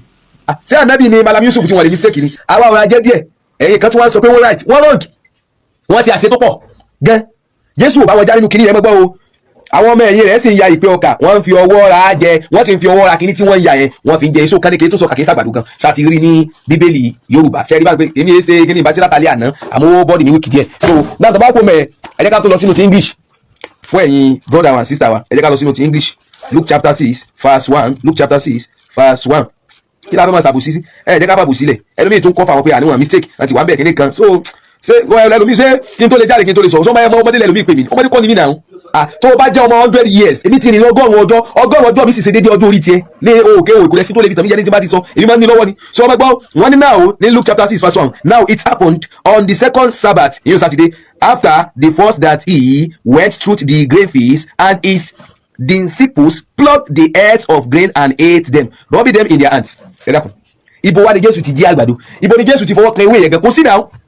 kò sí so kẹ́ ẹ mọ wá sábò sí kẹ́ ẹ mọ ní ẹ Mallam mọ tán sọ rárá Mallam mọ tí wọ́n sọ bíbí wọ́n mistake gan kò sí níbẹ̀ nìkan tó lè tún pé Jésù já nǹkan kan so ẹ jẹ́ ká sọ òdodo fúnra wa tá a bá sọ òdodo fúnra wa tá a bá wá bá wọn náà wọ́n mọ̀ pàtí kọ́kọ́ sọ òdodo fúnra wa àwa sọ̀rọ̀ ẹlòmíì tí wọ́n kọ́mẹ̀tì ẹlòmíì pè mí kí ló pè mí sí ní gba owó lọ́wọ́ anybody lájọ tí mo ti ń ṣe àìmọye àwọn tí ń pè mí láwọn oríṣi gbogbo olùgbé àwọn pépà assistant mi ẹ fi mí ẹjẹ mọ ṣe kí lè sọ tó jòdodo ẹni fún mi lọ́wọ́ nísìnyí kí n fẹ́ sọ̀rọ̀ nísìnyí kọ́ ní àkóyẹ́ kí n sọ̀nà torí owó tó ti fún mi ẹ̀rú mọ̀ bàmí bọ́jẹ́ kí n ṣe tèmi fọ́lọ́ tó owó tó fi tẹ́ fún mi ló lè làmí kò lè làmí Ọlọ́run tó dá mi ló lè làmí náà sọ ẹ jẹ́ ká tún bẹ́lẹ̀ kejì tí wọ́n tún sọ náà. ẹ̀yin ọ̀dọ́ ọmọ kẹ́tẹ́kẹ́tẹ́ tẹ́yàn kọ́ kùkùrù rí kẹ́tẹ́kẹ́tẹ́ kan ẹtú kẹ́tẹ́kẹ́tẹ́ kan wọ́n sọ̀rọ̀ mi ẹ máa mú bọ̀ kẹ́kẹ́ bá bí ilé pé ẹ̀ka dáadáa bọ́dọ̀ wá sí ilé ìgbésí kí lẹ́fẹ̀ẹ́ kẹ́tẹ́kẹ́tẹ́ ṣe èyí ṣẹ́ṣẹ́ fi ṣe yìí kí ẹ wí pé Olúwa ní fi ṣe wọ́n jalè láàrin nígbà náà ẹ̀yin bàbá mi ẹ̀yin ìyá mi sọ́nà wa máa jalè. àti bẹ́lẹ̀ kejì yẹn náà wọ́n ní Olúwa ní òun fi ṣe ó jalè ń bẹ̀yẹn àlọ́ yẹn wọ̀nkì wọ́n rọ́ǹgì gẹ́ wọ́n lọ jẹ́ kí n fún 100% rọ́ǹgì ni wọ́n rọ́ǹgì tó wáyé pé tẹ̀fẹ́ gbọ́ gẹ́gẹ́ nìyẹn tẹ́ bá wá fẹ́ ṣe kẹ́sì ẹ tí máa gba data lọ́wọ́ táwọn kó bá wá gbé mi kẹ́gbé mi kí àwọn náà wá sọ pé ẹ̀rí báìbù wọ́n kémi náà ẹ̀rí báìbù wá báìbù mẹ́ta mo sáà ti fi ní èdè ọ̀tọ̀ọ̀tọ̀ Greek gan òtún báwọn so kí wọ́n ló dé tẹ́yẹ̀ mọ́ wá fẹ́ máa ṣàbòsí ẹ jẹ́ ká bá àwọn wí ká àwọn náà bá wí. Mallam Yusuf Adépọ̀jù Jésù kò jalè tí ó bá lópin ìgbà tó ti fi olúwa ní òun fi ṣe sí nígbà tí ẹ ti bọ́ olúwa ní òun fi ṣe kò sọ̀rọ̀ mọ́ lórí ẹ̀ nígbà tí anabi wa sọ̀rọ̀ sọ̀rọ̀ nígbà tí ó yí àwọn tí wọ́n ń tú àlùkùránì tiwa náà nígbà kan lọ́hùn wọ́n là anabi gbàyàwó ọmọ ọ̀dọ̀ rẹ̀ which means òun náà lọ́nà ló fẹ́ fún un so which means ṣé bẹ́ẹ̀ ṣe túlí sí káwọn náà wá tú fún yín pé anabi gbàyàwó ọmọ ìyá rẹ̀ àbí bàtà lọ́sọ̀ fún anabi inú sọ́dọ̀ pé bismillahir rahmanir rahim kúsùmí náà wárì yìí gba nínú owó wọn sọ̀dá kọ̀tà kó máa jẹ́ sára fáwọn èèyàn tí ń bẹ ní kíá tí wọ́n ní kódà anabi tó ń fi ó tún gba owó lọ́wọ́ wọn ní agídí ń gba owó lọ́wọ́ kọ̀mándì ọlọ́wọ́ kọ̀mándì ẹ jẹ́ káwọn lè ní uslubu dáwà tí wọ́n bá ní ọ̀rọ̀ kan ṣẹlẹ̀ báyọ̀ kò ṣe pé yóò kà dédé gbé ọ̀rọ̀ yẹn báìbù kò kó tì ní wọn tí wọ́n bá lẹ̀ ń tú bíbélì àwọn ní tukutu ní gbogbo tí mo sọ ìtukutu lẹ́tu gbogbo tí mo sọ yìí o kí ni kí ni àtàlẹ́ bẹ́sẹ̀ kankan fún mi ní gbogbo yìí kò sẹ́ni tí ó ṣe kankan fún mi ní tọ́lọ́ bá ṣe fún mi nìkan ní dáadáa tẹ́lẹ̀ ṣe fún mi lábúrú tẹ́lẹ̀ ṣe fún mi bọ̀ à ń sọ̀rọ̀ pé kí ló ń fa wàhálà Muslim ẹlòmí tí wọ́n yọ yọjọyọ so ìsìnkẹ́ nua ẹ̀yin náà lè rí Kùránì wá tú sì lè rí àhàdíìsì wá tú báwa náà sì lè rí bíbélì yìí túbọ̀ èmi lọ́n pa ẹ̀ mo sì mọ́ ṣàkórísì mẹ́ta mo kó jáde ìpín tẹ́ẹ̀tù ẹ̀ tú Yorùbá English èmi ti tún tú Arabic so tí mo dẹ̀ ní èsì wọn ni so ẹ dákun abẹ̀yìn Mallam mistake kódà ó sì dá kí wọ́n jáde kí wọ́n túbá torí ànábì táwọn náà bìlífù ànábì àwọn Jésù Christian so ó dá kí wọ́n túbá mistake ni ọ̀ ẹnu òsì lè sa dédé mọ́ gbẹ̀yàn àwọn sọ pé wọ́n mistake ẹ̀ka ìtúndúró pé wọ́n mistake ilẹ̀ ti gbọ́n. God bless you ẹ ṣeun so ẹ̀yin tí àjọ wo fídíò yìí ṣe é rò tọrọ 2024 ni fídíò tẹ́ ń wò yìí in fact mi ò rí gan mo ní láti wá àwọn méjì gan ló sọ̀rọ̀ ńgbà yẹn tẹ́nì kejì mo lọ́wọ́ page ẹ̀ ó ti delete mo ní láti wá ilé ìkan pé mo ní fídíò máa mo ní láti replay ẹ̀ kọ́ mọ̀ tẹ̀ pé ọ̀rọ̀ pé Christian nìkan ló sọ àwọn mùsùlùmí náà wà tó yẹ pé wọ́n ń sálábòsí tó kẹ́pẹ́ ẹ̀rù tó ń bà wọ́n ní pé ká má gbé wọn lọ kóòtù ká má palẹ̀ àwọn mọ́ ló jẹ́ pé wọ́n fẹ́ sọ̀rọ̀ ẹ̀yin kan wá ń jáde pé correction ló ń ṣe kí ni yóò ná èèyàn pé kí ni yóò sọ pé ọ̀rọ̀ tí mo sọ yìí o kò rí bẹ́ẹ̀ o mistake nẹnu ló gbé mi kò sí nǹkan tó ná èèyàn àǹtí mo sọ yẹnu ló gbé mi o ìgbà mi máa ń ṣe program lọ́wọ́ tó yẹ pé máa sọ̀rọ̀ máa ní kò rí bẹ́ẹ̀ màá dẹ́ continue nǹkan tí mo sì lọ but ká wá ṣe ẹ̀rọ yẹn ká wá máa continue nínú ẹ̀rọ yẹn ó wrong engineer àdìsí kan wà mẹ́ Sunan Abu Dawud ẹgbẹ́ ní tànàbí sọ́nbẹ̀ jáde Sunan Abu Dawud hadith 2619 ó ní narrated Samura ibn Jundub wọ́n ní Samura ọmọ Jundub ló gba àdìsí yẹn wá wọ́n ní the prophet said when one of you come to the cattle he should seek permission of their master if he is there if he is permit he should milk the animal and drink if he is not there he should call 3 times and if he respond he should seek his permission otherwise he may milk the animals and drink but should not carry with him ẹgbẹ́ o wọ́n ní Samura ọmọ Jundub ló gba àdìsí yẹn wá ipò jíṣà la sọ wípé tẹ́ ẹ bá rí màálù àbí ẹ rí àwọn ẹran tí ẹ fẹ́ mu nínú kíní wọn wàrà wọn ó ní ẹ gbàṣẹ lọ́wọ́ ẹni tó ní ó ní tí ò bá wá sí ẹni yẹn níbẹ̀ ẹ pè é lẹ́ẹ̀mẹ́ta lágbájá o ta ló wà ń bẹ́ o tẹ́ni ẹ bá dá yín lóhùn ẹ sì kí permission tó bá gbà ẹ ṣe tí ò bá wá sí ń bẹ̀ lẹ́yìn tẹ́ ìpínlẹ̀ kẹta ẹ fún wàrà màálù yẹn kẹ́ ẹ mú àmọ́ ẹ má gbé lọ ṣé ká sọ wípé Muhammed ń kọ́ wọn ní olè jíjà bíi because Jésù ní tẹ́ ẹ bá ti débẹ̀ tẹ́ bá bí yín léèrè ẹ lólúwa ní fi ń ṣe ẹni tó ní máa àlá òyìn wọ́n dẹ̀ àlá òun ẹgbẹ́ kù so kí wọ́n ní gbogbo rọ́tà kan pa yìí màá ní láti gbọ́ láti ọ̀dọ̀ àwọn brothers mi náà mi ìmọ̀ bóyá wọ́n ní comment lórí ọ̀rọ̀ yìí rapport signature ṣẹ̀wà ń bẹ̀ ẹ wà mútẹ́dọ̀ tó bá pẹ̀ wà ń bẹ̀ ẹnìkan wà ń bì Abdulkadir ẹ̀ka lẹ́ o mùsùlùmí ní àbí kìrìsìtẹ́nì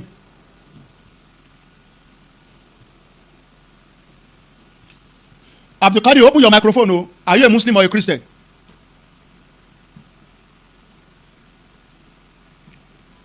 Ẹ kálẹ́ o. Ẹ ṣeun. Ẹ̀yin wa tí ẹ bá fẹ́ pè sórí ètò ẹ pè sórí nọ́mbà tó wà lójú screen yẹn mi mọ̀ bóyá yín náà ní comment 1 or 2 things láti lè sọ lórí ọ̀rọ̀ yìí. So tó bá di ní ọ̀la màá mú fídíò tí Jamiu wá mi ní play ju méjì lọ àbẹ́yọ̀ kan torí mo bá yín save ẹni ọjọ́ ọ̀rọ̀ kọ́ lélẹ́yìí gbogbo eléyìí tẹ̀ mo kàn káàkiri mọ́ fi àwọn èèyàn yín ọjọ́ ọ̀rọ̀ tẹ̀ tí ì dé rárá ọjọ́ tó ọ̀rọ̀ bá dé báyìí ọjọ́ ìní ẹni tí comparative máa parẹ́ Nàìjíríà yìí mo dẹ̀ mọ̀ pé yìí náà mọ̀ lẹ́ẹ̀sẹ̀ gbé àwọn gbèsè tẹ̀ fẹ́ gbé tó bá di lọ́la à play fídíò tòun náà bó ṣe pé Jésù látẹ̀nù tó ní Jésù ọmọ àlè ni Joseph ọmọ àlè ni gbogbo ẹ̀ ló wà lọ́wọ́ wa ó ní Jésù ságbèrè ó pè lọ́mọ bú ó lọ́mọ òfò ọmọ ìbànújẹ́ ó ní Báíbù ló pè bẹ́ẹ̀ ṣé bí ànábì ṣe para ẹ̀ dànù pẹ̀lú májèlé àbí.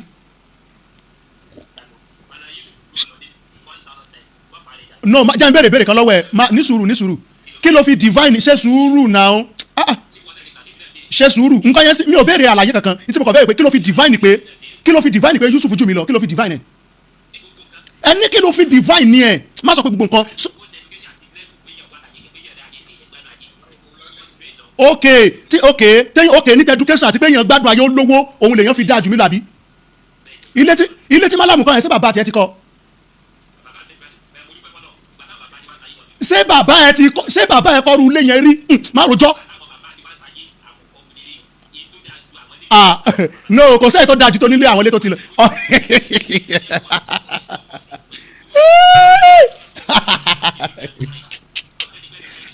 ẹ bá mi já sẹ́rí àwọn ẹmọ sọ wípé àwọn èèyàn là ń bá sọ̀rọ̀ kì í sàwọn ẹranko sọ ẹ bá mi já ẹranko sí comment section sẹ́rí èmi ò kì í solè mi ì pé Mallam ló lé o ibi tẹ́yìn ò ti nílà ń káyè lélẹ̀ ẹ̀yin mùsùlùmí kan ẹ wo èjì Mallam ó kéré jù wọ́n ti wà ní 50 sí 55 ẹ jẹ́ drop ẹran ẹ má gbá àwọn ẹranko sókè mo bẹ̀ yín ni àwọn èèyàn ní kẹ́ ẹ bá mi gbé ẹ bá mi drop wọn for now mi ò pe wọn èèyàn lẹ́ranko bọ̀ ẹni tó bá ń wo àwọn àtúnṣe tọ́lọ́run kókó ọ̀rá wà ń sálẹ̀ mi nídìí kíní Mallam ti wà níbi 55 ká má ṣe àbíkọ́ wà ní 60 ẹ wo ọdún tí wọ́n ti ń bọ̀ 51 ẹ wo ọdún tó ti lò nínú ayé pẹ̀lú àwọn iṣẹ́ tí wọ́n ti ṣe àwọn bọ́ ṣe rí owó bọ́ ṣe ṣàwọn kankan ṣé mo ti lo tó oyè ọdún yẹn láti lè sáré àkúáyà nǹkan yẹn ṣé fẹ́ sọ mí dolè ẹ fẹ́ sọ mí di yahoo boy ni èmi nù yín bàbá yín ò dá lówó lẹ̀ rí ẹ máa ń sọ wípé ó yẹ kí n dàbí irú Mallam sí mo fẹ́ lọ jalè ni ó ní mo sì mọ̀ béèrè pé kí lẹ fi divine ni pé wọ́n dáa jù mí lọ torí tá a bá ń kọ́ ń sọ̀rọ̀ kan náà wípé ní ọ̀rọ̀ pé à ń sọ pé yẹn da Mallam ò pẹ̀lú nípa nǹkan tó sọ pé yẹn da because wọ́n pé owó ni wọ́n fi ń ṣe ni kò yẹ kí Jésù pẹ̀lú àwọn tí wọ́n mọ̀ dárúkọ nínú ayé tó bá yẹ kó owó ni wọ́n fi ń ṣe ni babalọ́lá yẹ kó pẹ̀lú ẹni tó yẹ kó máa dárúkọ nínú ayé Mósè yẹ kó pẹ̀lú àwọn wòlíì tó ti wà níbẹ̀ pẹ̀lú torí Mósè wọn ò ní nǹkan kan ṣùgbọ́n lẹ́ni ànábì dẹ̀ jẹ gbèsè kú ni ẹ ṣeun ànábì Muhammadu jẹ gbèsè kú ni so tó bá yẹ kó owó lẹ́tẹ̀ fi kọ́kọ́ ń calculate pé èèyàn ní nǹkan kan zero ni ẹni tọ́pọ̀ lẹ̀ kú ni máa ń ṣe bẹ́ẹ̀ má bínú o tó bá dàbí èbú o ok èbú ni I'm sorry kò yẹ kí n sọ bẹ́ẹ̀ má bínú bọ́ kò sólóye èèyàn tó máa calculate pé bóyá owó ni wọ́n fi ń wọ̀n àìmọye lecturer tó ti sì billionaire táwọn ò dẹ̀ jẹ́ billionaire tí wọ́n tẹ́ ẹ̀pẹ́ tó wà lórí wọn tí billionaire ò bá pass ibẹ̀ kọjá kò lè débi tó lọ tẹ́pẹ́ tó wà lórí wọn no matter tó wà lórí tiẹ̀ tó bá sọ pé tó ń ṣe yìí ọ̀tún kíláàsì yẹn ṣe ni ọ̀tún ṣe nǹkan kan ò yẹ ó wà so how do you define prosperity money àbí àti fame àti ilé mo ṣe bèrè lọ́wọ́ pé sí bàbá tiẹ̀ kọ́ irú ilé táwọn kọ́ yẹn irú mọ́tò yẹn sí wọ́n ní because mi ì mọ rí ìsọfún ọmọ àtọ èmi ọmọ 30 something years láti lọ́mọ ṣerú àwọn nǹkan báyẹn o mi ì sì jalè ì sì ní kéèsì tí mo gbéyàn lọ́lé ẹjọ́ débi pé mo powó so lórúkọ Jésù ọ̀pọ̀lọpọ̀ nílọ èmi ò rẹ́dì ìyìn tó ṣe yẹn ìyìn tó lè jẹ́ kí pride wọ inú èèyàn òun ni tó ṣe yẹn tí wọ́n mọ̀ sọ wípé òun jẹ́ báyìí gbẹ̀mí ò ní fọ̀ fún n tó ṣe Ọlọ́run ó ṣàánú ẹ wo tábàrà àwọn tó wà ń bẹ̀ tó fẹ́ gbóhùn sókè ẹ jẹ́ ká gbóhùn sókè dáàdi slash welcome sir sister Wunmi God bless you yes sir.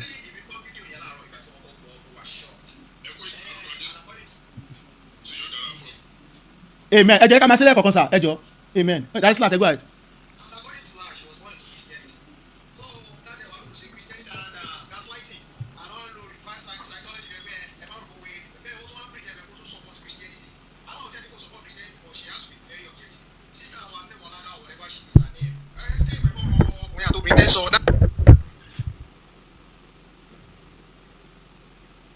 torí ẹ wà objective o she's not objective she's listening èmi lè ní sọ wọn lọ́rọ̀ ọkùnrin àti obìnrin tó máa ń sọ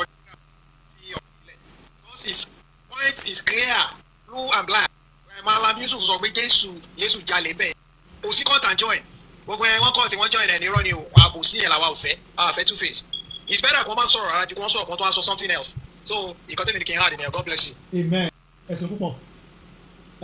dadi King David sẹ́wà bẹ́ẹ̀ àbí dadi Ali. ẹ jọ Mr. Moyin ẹ signify ní comment section kí n dá yín mọ̀ kí n lè mọ̀ bóyá yìí kí n lè mẹ́tẹ́ bóyá yìí ni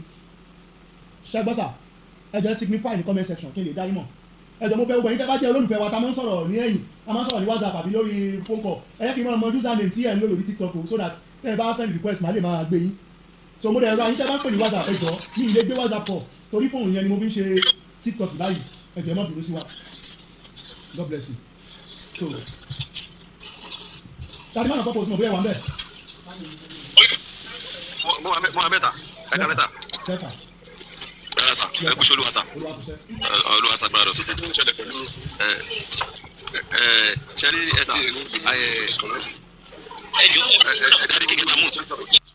ó dàgbé network wọn dá man of God kò sí ẹ̀ continue. Okay sir ẹ sà ọlọ́run á wà pẹ̀lú yín sà ọlọ́run ọ̀dẹ̀ ní fi yín sílẹ̀ ṣe rí ọ̀rọ̀ tí woman yẹn sọ kò mọ damage tí Mallam Yusuf ṣe ni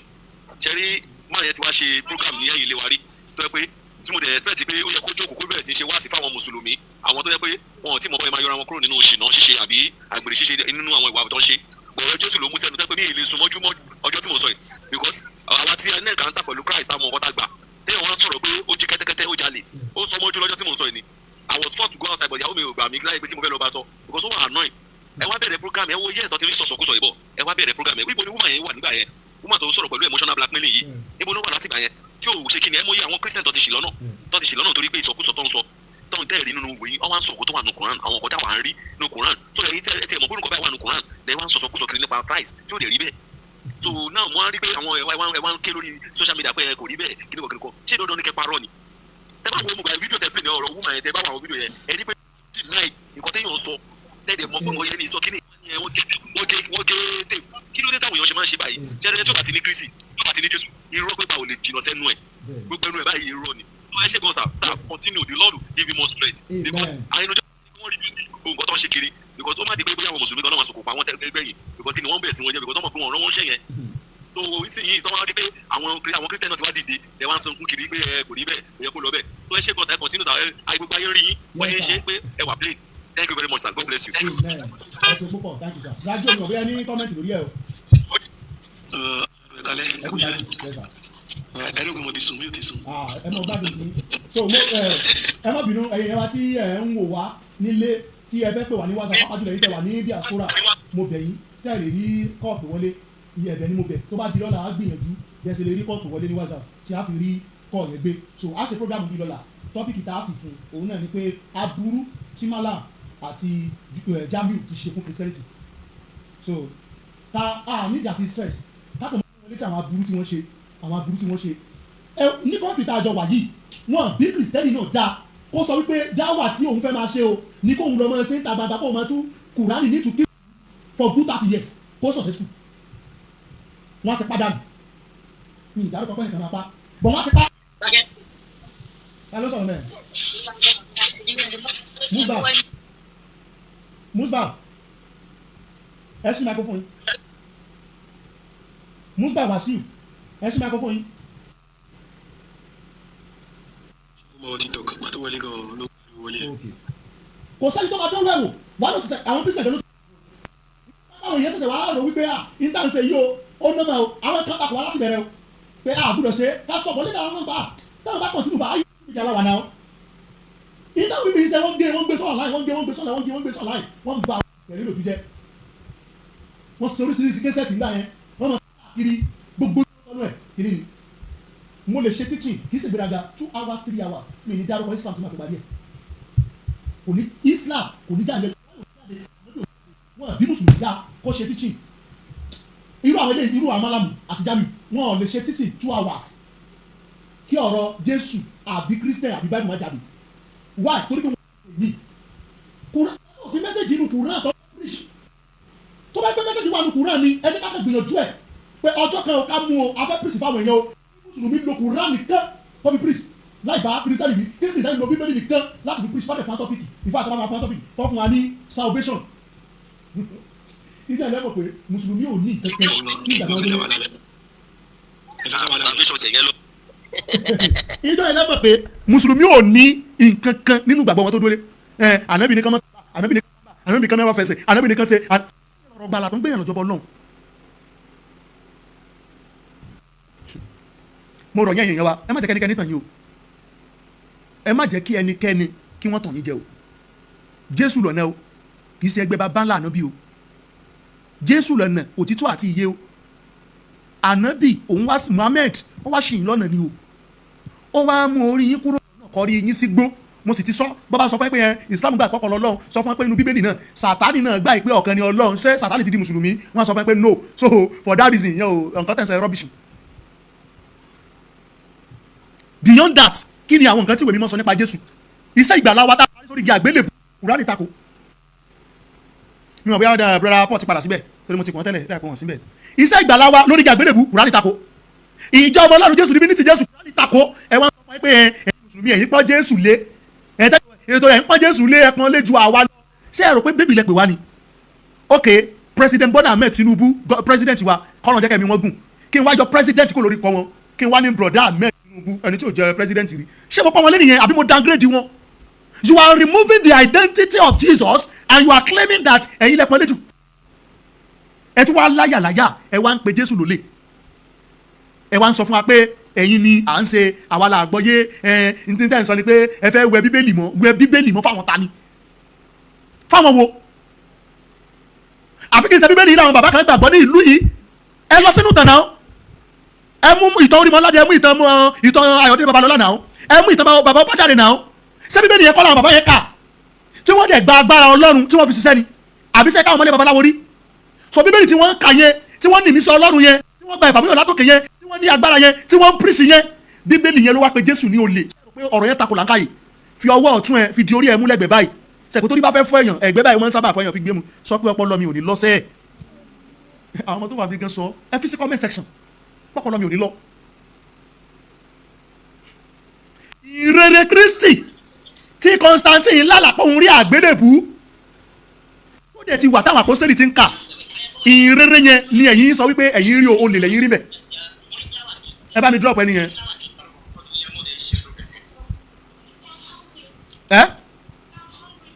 Real Bonki ṣe ìgbàgbé wọn Uma Ọ̀páì ṣe ìgbàgbé wọn Benson Idahosa ṣe ìgbàgbé wọn bíbélì yẹn ni wọ́n kà o tí wọ́n gba ìmísí Ọlọ́run yẹn o tí agbára Ọlọ́run ṣiṣẹ́ nínú wọn o iṣẹ́ tí wọ́n ṣe ń lu yìí bàbá ńlá Mohammed òṣèlú ẹ̀rí níṣẹ́ ìyanu tọ́lọ̀ tọwọ́ wọn ṣe but ìgbà tẹ́yìn rí the same bible tó ìpín wọn yẹn o lè lẹ́yìn rí bẹ́ẹ̀ sẹ́yìn kó takò ọpọlọ àti làǹkàyè the same bible tẹ́yìn gẹ́gẹ́ fúnra yín kà tó pe Jésù Ọlọ́run tẹ̀sí ní problem pẹ̀lú ẹ̀ the same bible yẹn ni ó wà lọ mẹ́nu àbùkù kan Jésù gbé sí làǹkàyè lórúkọ Jésù ọpọlọ wọn ní lọ. tẹ bá gbọ́ pé nǹkan hot tẹ bá gbọ́ pé ó gbóná lala ó yọ eruku ẹ wò ẹ má jẹ́ ká sọ méjì lọ́rọ̀ fídíò yìí èsì fídíò yìí fún Alhaja Mewolaka lórí defend tí wọ́n wá defend Mallam Yusuf ẹ wò ó gbóná o ó yọ eruku àbí kílẹ̀ ni mo wí nílé gbogbo àwọn àtàjọ ń wò ó ẹ wò àkọ́kọ́ náà mo kí evangelist Ezekiel Noah àkàndá ẹ̀dá kan àkàndá ènìyàn ni ẹni tí Ọlọ́run kún fún ọgbọ́n Ọlọ́run gidi ẹni tí Ọlọ́run kún fún òye ẹni tí Ọlọ́run kún fún ìmọ̀ ẹ wò in fact mo jowú ọgbọ́n ẹ̀bùn ìmọ̀ àti òye tí Ọlọ́run fún wọn mo jowú ẹ o bẹ́ẹ̀ ni kọ́lọ́run kó tún fún èmi náà lélẹ̀ tó jù yẹn lọ ẹ wò mo gbóṣùbà fún Kristi nínú ayé wọn bẹ́ẹ̀ ni àfi tá a bá fẹ́ parọ́ tá a bá fẹ́ ṣèké ló kù gbogbo àtàdéjọ owó fọ́nrán yẹn ẹ jẹ́ fọ́nrán yẹn sílẹ̀ fún yín ẹ má jẹ́ ń gbà yín lákòókò mọ́ ẹ já pàdé ní comment section Alhaja Mewolaka ẹ bá mi share fídíò yìí kó kàn wọ́n ṣé àwọn náà ti rí ṣé àwọn náà ti rí wọ́n ti wẹnu lẹ̀ wọ́n ti wẹnu ọkọ́ ṣé àwọn náà ti rí báyìí pé ẹ̀kọ́ ó ti fi ojú mímu ó ti fi hàn pé ibi tí wọ́n lọ yẹn no go area ni wọ́n dẹ̀ jẹ́ lára àwọn màmá tí mo like tí mo fẹ́ràn gan so ẹ jọ̀ọ́ Ọlọ́run ní faṣọ yìí wa ya Ọlọ́run á wà pẹ̀lú ẹnì kọ̀ọ̀kan wa orí ìlà tó ní kálukú bá wà yẹ ká dúró sí ohun tí ò bá yé wa dáadáa tí ò bá hàn sí wa ẹ má jà defend ẹ má jà dúró fún Ọlọ́run á wà pẹ̀lú wa ètò ayé wa ò ní dojú ọpọlọ wa ò ní lọ ẹ ṣeun ẹ bá mi like fọ́nrán yìí kẹ bá mi share kẹ jẹ́ ká pàdé ká gbọ́ èrò ọkàn tiyín náà ní comment section láìpẹ́ á tún padà wá ní àlàáfíà.